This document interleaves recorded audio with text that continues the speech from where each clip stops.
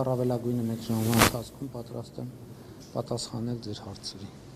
Առաջի հարցը Նյուզեմ Լոզա Խաչատուրյան։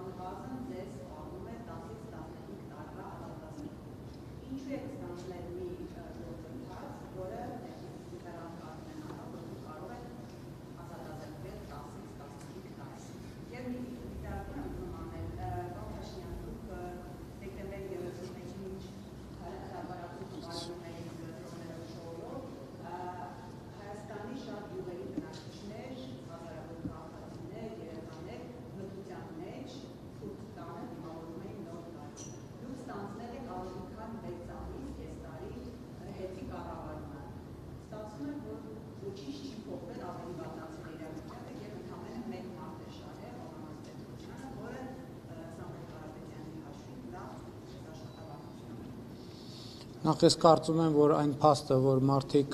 եղել են մարդիկ, որ ամանորի գիշերը անցկացրել են հոսանքազրկված բնակավայրերում,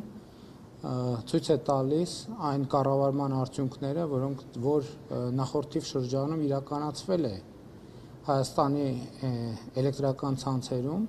եւ այն process-ները, որ վերջին ամիսներին դուք տեսել եք սկսած մայիսից, հենց դրա արդյունք են, որ Հայաստանի էլեկտրական ցանցերը չեն կատարել իրենց ներդրումային պարտավորությունները եւ մասնավորապես Հայաստանի մարզային բնակավայրերում։ Եվ 6 ամսվա ընթացքում, եթե 6 ամսվա ընթացքի process-ները տեղի չունենային, հոսանքազրկված բնակավայրերի թիվը կլիներ ոչ թե ձեր նշածը, այլ ձեր նշածից 3 անգամ ավել, եւ ես հիմա այդ թվում շատ լուրջ կասկածներ ունեմ, որ այդ ամենը արվում էր երկար ժամանակ Հայաստանում քաղաքական դժգոհություններ գեներացնելու համար, թաքնված լինելով Հայաստանի առանցքային կրիտիկական ենթակառուցվածքներից մեկի թիկունքում։ Եվ այդ թվում Ռոմանոս Պետրոսյանի եւ իր գործընկերների եւ մեր մյուս գործընկերների գործունեության արդյունքում պարզվեց, որ Հայաստանի Հանրապետությունում չկա գոնե մի ընտանիք, որից այս ընթացքում Հայաստանի էլեկտրական ցանցերը նախորդող շրջանում փող չեն գողացել, շատ կոնկրետ։ Պետական հիմնարկներ, զորամասեր, այդքան խոսում ենք բանակի եւ պետության մասին, եւ այդ ամեն ինչը դրա արդյունքն էր, եւ ես համոզված եմ, որ մենք ճիշտ որոշում ենք կայացրել, արդարացված որոշում ենք կայացրել։ Ես համոզված եմ, որ մենք այդ որոշումը կկարողանանք պաշտպանել բոլոր ատյաններում եւ դուք դա կտեսնեք։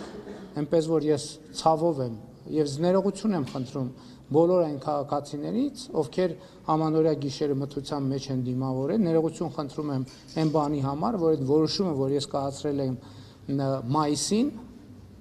եւ այն պետությունը, կառավարությունը եւ պետական մարմինները այն որոշումները, որ կայացրել են հետագայում, այդ որոշումները չեն կայացրել 3 տարի առաջ, 5 տարի առաջ, 7 տարի առաջ։ Այդտեղ մենք սխալվել ենք եւ մենք հիմա պետքա մեր սխալները ուղղենք։ Եվ իմիջիայլոց, որ ասում եք Ռոմանոս Պետրոսյանն է շահել են նաեւ Հայաստանի էլեկտրական ցանցերի բազմաթիվ աշխատողներ, ովքեր երկար ժամանակ տարիներով ի տարբերություն Վերնախավի պարգևավճարներ եւ հավելումներ չեն ստացել, Ռոմանոս Պետրոսյանի գործունեության մեկնարկից հետո այդ թվում հավելումներ են ստանում եւ ընդհակառակը ղեկավար կազմը չի ստանում այնքան հավելումներ։ Եվ դուք այնպիսի բացահայտումներ կտեսնեք, այնտեղ մարդիկ են եղել, որ տասնյակ միլիոնավոր դրամներով են հավելումներ եւ պարգևավճարներ ստացել։ Բայց ինչի կառավարությունը մեկը 1000 դրամ պարգևավճար ստանում, ամիսներով գրվում է դրա մասին։ Այդ ինչի է մեր մամուլը լուր։ Հետաքրքիր է, այդ ինչի է մեր մամուլը լուր։ Այդ ինչի է մեր մամուլը լուր են դեպքերի մասին, երբ որ մեր հաշվի մարդիկ վարկեր են ստացել տարել դրել իրանց անձնական, իրանց ընտանիքի անդամների, իրենց հորեղբայրների, մորեղբայրների, քեռիների, բաժանաղների բանի բիզնեսների մեջ։ Հետաքրքիր է այդ ինչի է մամուլը տենց լուր։ Ինչի այդ տասնյակ միլիոն եւ տասնյակ միլիարդ դրամները, որոնք գողացվել են Հայաստանի Հանրապետության կոնկրետ անուն ազգանուն հեռախոսի համար ունեցող հասցե ունեցող քաղաքացիներից բան են, հա, տենց ուշադրության արժանի չեն, այլ որևէ տեղում ենթադրենք 1000 դրամ ավել ծախսված որևէ միջոց կոնկրետ նպատակային դա է ուշադրության արժանի։ Ինչ ով է ձեզ ասել մասնավոր միջոցներ։ Հեցի միջոցները ձևավորվում են Հայաստանի Հանրապետության քաղաքացիների, սպառողների վճարած վճարներից։ Հենց այդտեղ է որ այդ ամբողջ խնդիրը։ Հեցում չկա մասնավոր միջոց։ Հեցում մի րոպե սպասեք։ Հեցում կամ վերցրած է վարկեր, որի համար էլի վճարում ենք մենք, հեցում կամ գործում է էլեկտրաէներգիայի սակագինը, որի համար վճարում ենք մենք։ Դեռ քիչ չի, որ էլեկտրաէներգիայի սակագնի համար մենք վճարել ենք, քաղաքացիները վճարել են։ Հավելագրումներ են արվել պետական հիմնարկների վրա, մասնավոր հիմնարկների վրա։ Հայաստանի Հանրապետությունում մի ընտանիք չկա, որից հեծը ձեր նշած անձանց կառավարման շրջանում փող չի գողացել։ Մի այդպիսի ընտանիք չկա, մի այդպիսի հիմնարկ չկա, մի այդպիսի մարդ չկա, մի հոգի։ Երևի մենակ իրանցից էլ ըստ ամենայնի գողացած կլինի։ Ինչ վերաբերվում է Հայաստանի այս առաքելական Սուրբ Եկեղեցու բարենորոգման խորհրդին, գիտեք, ես հիմա վարչապետ եմ, չէ՞ որպես ձեր առաջ հանդես գալ, ես քաղաքացի չեմ։ Ես քաղաքացի եմ նաև, ես Հայաստանի այս առաքելական Սուրբ Եկեղեցու հետևորդ եմ նաև։ Հիմա այսինքն այդ փարիսեցիությունը ինչի համար, շատ լավ ես կարող էի բան անել գրել Նիկոլ Փաշինյան Հայաստանի Հանրապետության քաղաքացի։ Եվ դուք այսօր բրիֆինգին հարց կտայիք։